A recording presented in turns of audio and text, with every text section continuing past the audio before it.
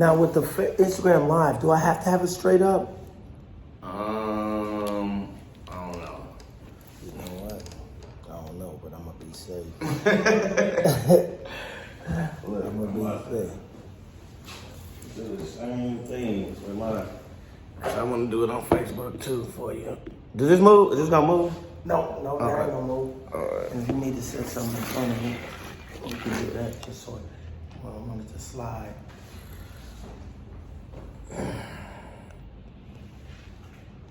What's up, world? How y'all doing? This is LT, the Business Doctor. I am here live with Mr. Santo himself, business consultant and advisor, business owner, investor. I definitely say the business consultant and business owner on purpose, because as you know, one of my pet peeves is people that consult you in business and don't have a business. Right. I literally got hired a consultant, this is a true story, like some years ago. And I said, so how many businesses you own? Well, I'm thinking about starting a business. I said, well, how you gonna tell me how to consult on what not to do when you ain't never owned one? Right. You never been through the trenches. You can't operate on me and never done it before. Like, I'm not being a test subject. I refuse. Right.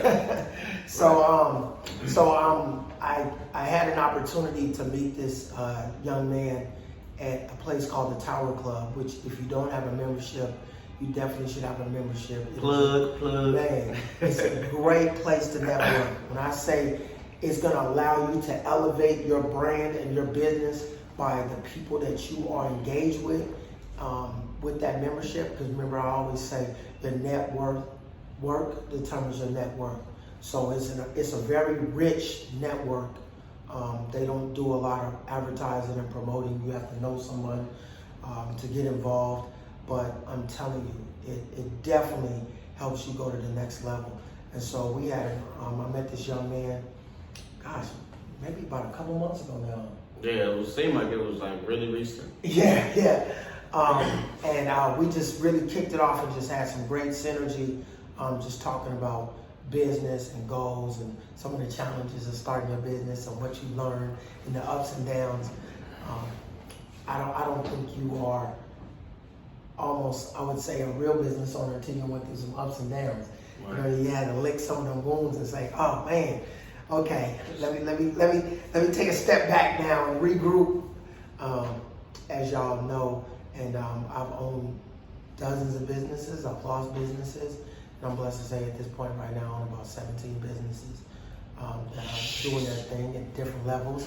But this gentleman right here, Mr.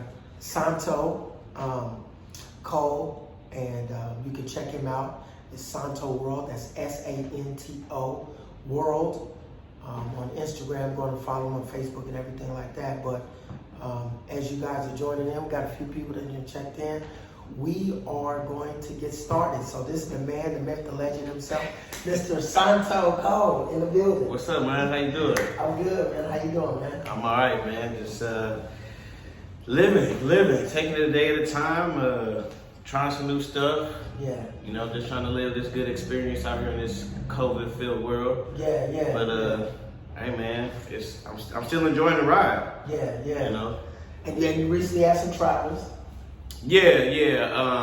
Doing a couple of things. My grandfather passed, so I went to St. Louis and did that.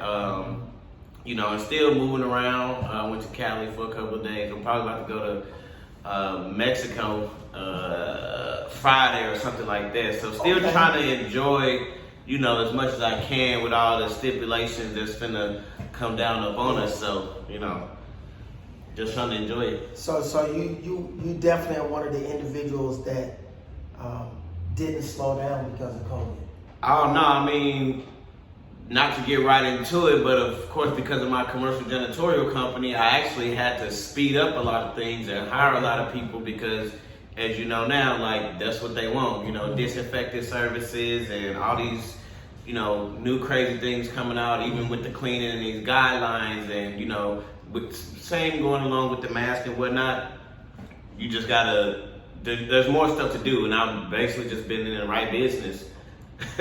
Wow. You know, so that's one thing I didn't jump on, which, you know, I think I was like, man, I should have started a janitorial company.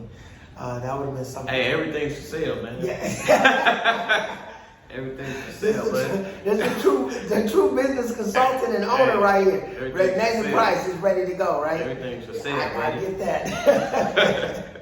We might have to talk about that. You know what I mean, brother? And you know, it's only going to increase as you go on. If you're paying attention to everything that's going on in the business world, cleaning is a big business. As a matter of fact, someone I know that's in California, she actually started a janitorial company. Yeah, and her husband, their business is just booming. Like she said, it's crazy. They made, over $1 million like the first year in business as a result of all the regulations in California, because it's really heavy as far as what they require. It was like California and New York. It was really bad. Yeah. So I was charging like crazy out here. Exactly. So definitely we'll talk more about that. But so that's one business that you have is the janitorial. Today we're going to talk a lot about the consulting side. As you guys know, I say on Monday is a time to me really to self-reflect and get ready for the week, set our goals, look at what you're doing, look at what your business did, how it can be better, and ways for you to improve your business and also improve your investment portfolio. I believe every business owner and entrepreneur should have an actual portfolio of businesses that are looking at to open or in various different stages. One might just be an idea or a concept, or one may be actually fully up and running. So right now for you, what is like the number one thing that you're putting your time and energy into? So for me, it's definitely going to be the coaching. Okay. As I tell my story often, I did a lot of stuff for money in the beginning. And so now that the money is a little bit more automated, I can get into more of my passion, which I would still say is kind of backwards. Because when I teach and I coach, from my experience, I tell people to find something that you're passionate about first, and then the money will come anyway, because you're just going to approach it so differently of something like, something that you're just doing for money or a job, because you just get burnt out on it and you don't really attack it the same way you would if you were passionate about something. Mm-hmm. So my coaching is really where I'm putting a lot of time and energy and money into right now. So okay. Your coaching. So how long have you been doing your coaching?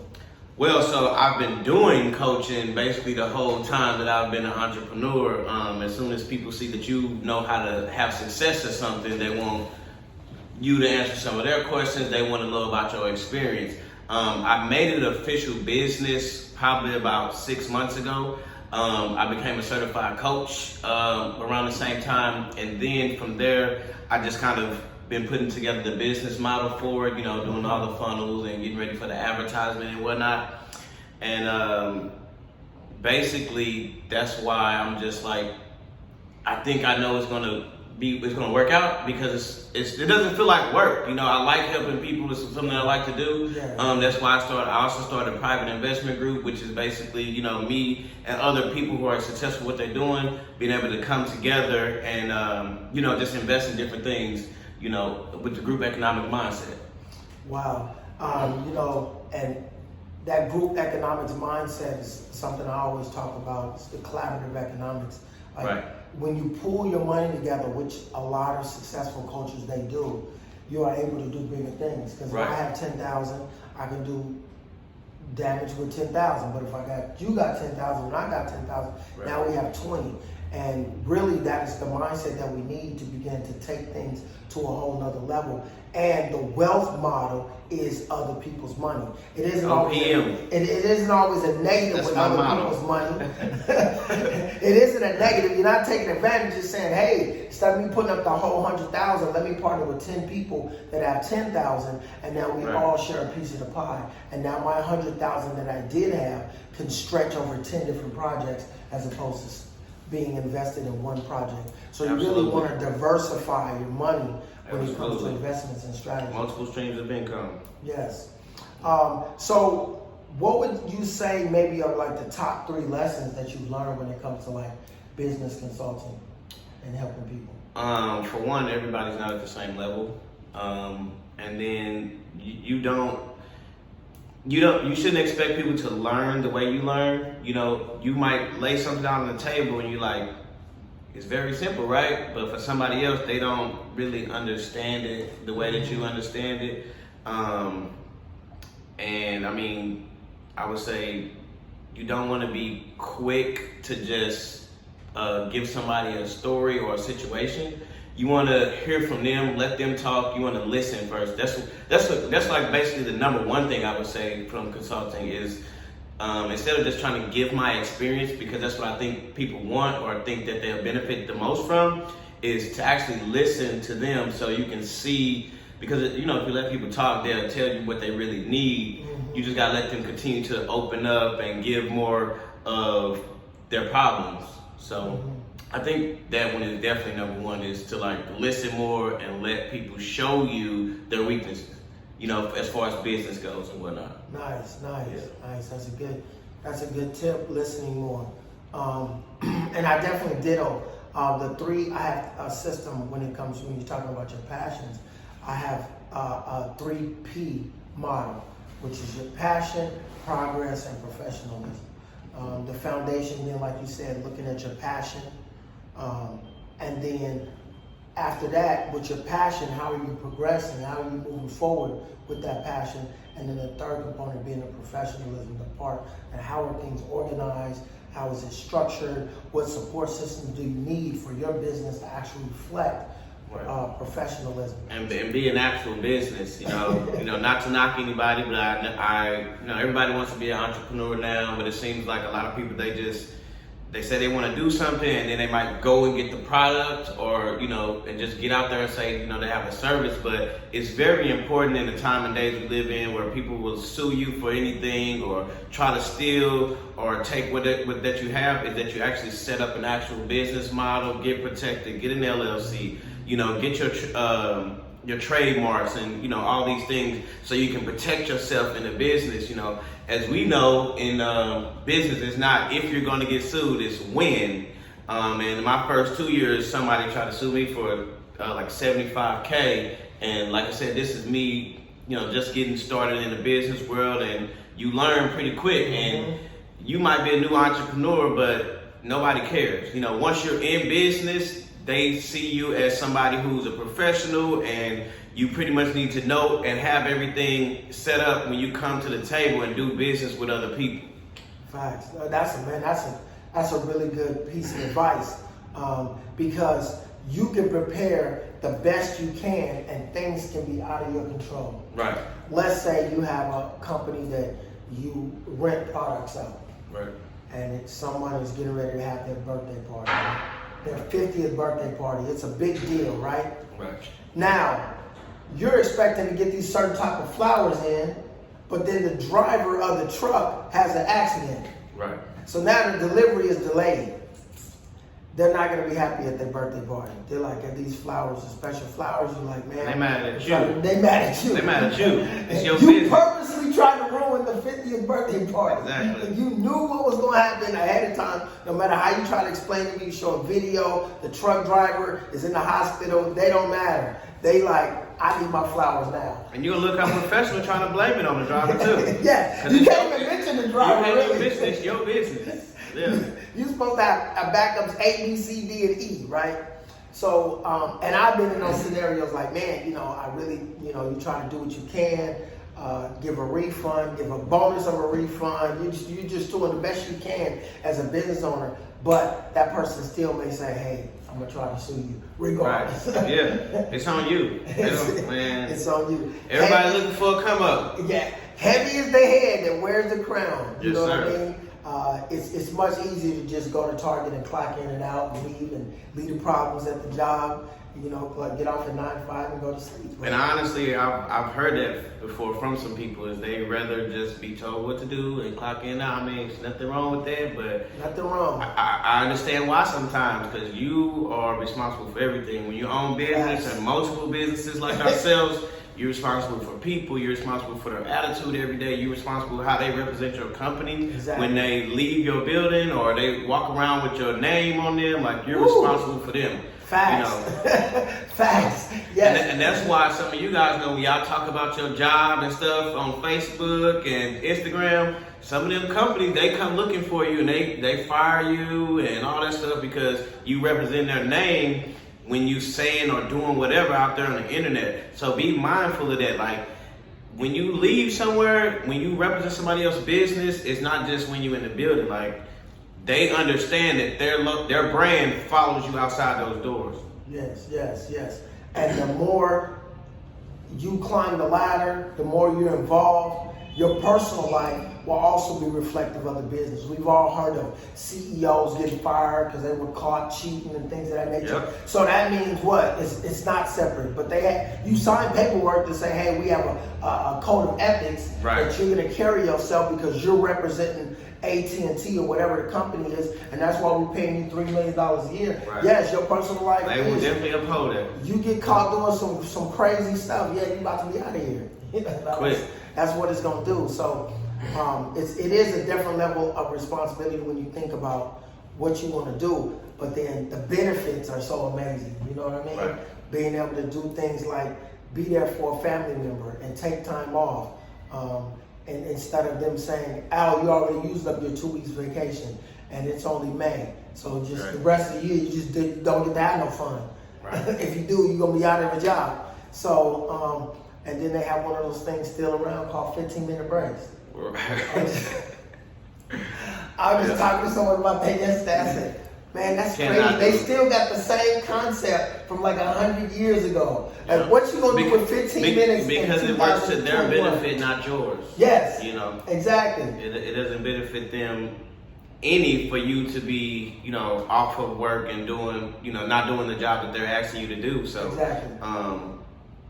They're gonna do what's necessary for them. Exactly. And it's only mandatory that they give you 30 minutes for lunch, and you can't even get anywhere in 30 minutes back if you're in the major city. If you're on the 28th floor, by the time you get down, 15 minutes is gone. up. So you don't even need to leave. You just stay at your desk, and then 30 minutes. It took you 10 minutes to get to the lunchroom, 10 minutes to order, 10 minutes to eat, and there you go. For me and my personality, like that's why it was mandatory that I was an entrepreneur, is because I do what I want to do, bro. Like, I really just like have to be able to come and go and figure my own way through.